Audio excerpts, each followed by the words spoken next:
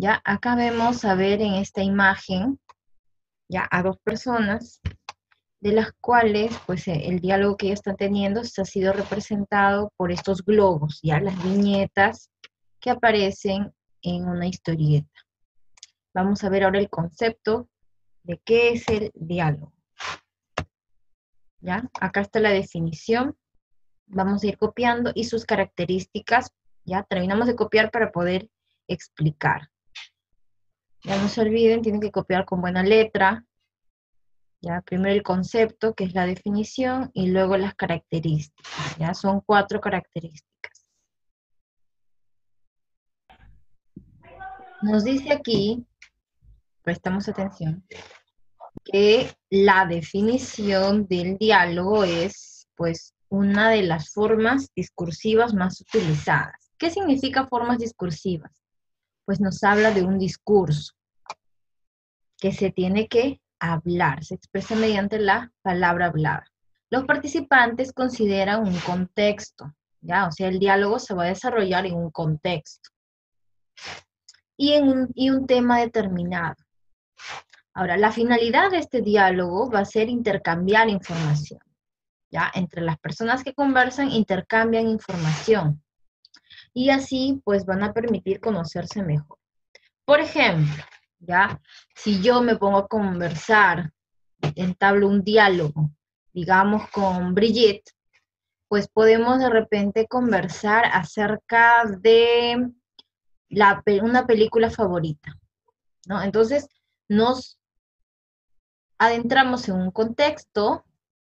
¿Ya? El contexto de repente puede ser ahora en pandemia, ¿no? Y nos ponemos a conversar por el chat o nos hacemos una videollamada o una llamada y establecemos un tema. Entonces vamos a hablar de nuestra película favorita. Y de esa manera, pues yo conozco más a Brigitte y ella me conoce más a mí, ¿ya? Que esa es la finalidad del diálogo, conocerse mejor. Y así pues intercambiamos información también, que es lo que nos indica aquí, que vamos a intercambiar información. Ahora, ¿cuáles son las características de este diálogo? Pues el diálogo tiene que ser espontáneo, ¿no? Tiene que surgir, no tiene que ser establecido como un diálogo de una obra de teatro, sino que tiene que surgir, tiene que ser espontáneo, tiene que ser familiar y expresivo. O sea, desarrollarse con naturalidad, ¿no? No se prepara con antelación, no se prepara con anticipación.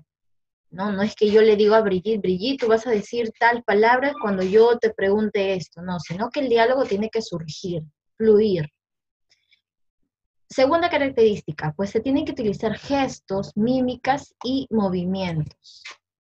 Gestos, ¿no? Por ejemplo, ¿y qué película? Ah, sí, ¿de verdad te gustó? Entonces, asombro, preocupación, intriga, mímicas, ¿no? ¡Ay, qué bonita tu película! Ay, no, esa película no me gustó. Entonces, mímicas, movimientos, y todo eso va a formar parte de la comunicación que vamos a entablar en ese momento, ¿ya? Los gestos y la palabra, la mirada, todo forma parte de la comunicación.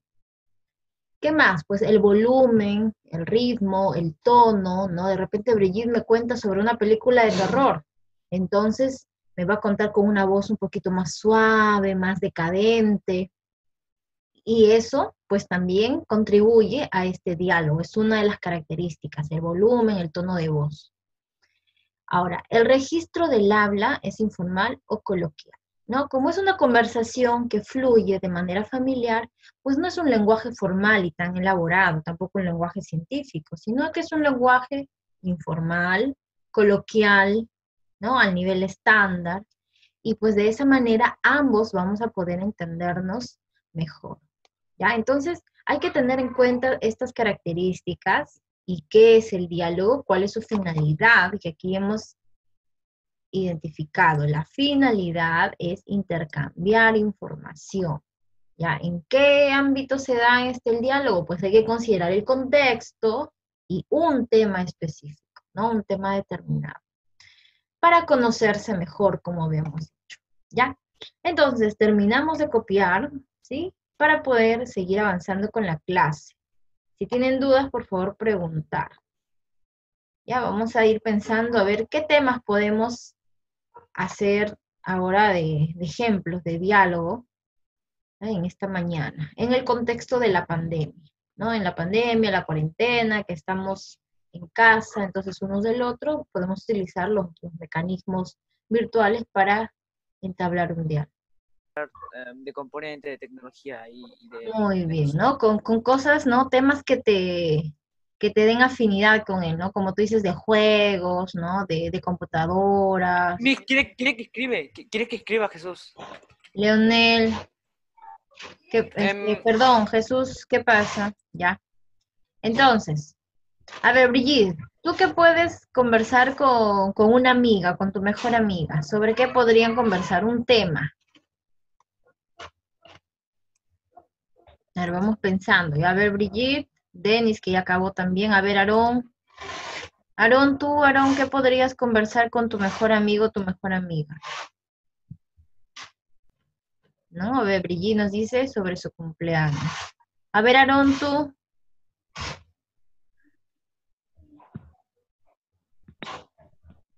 Ya, entonces hay que recordar estas partes. Vamos copiando. Ya copia las partes del diálogo. Primero, saludo.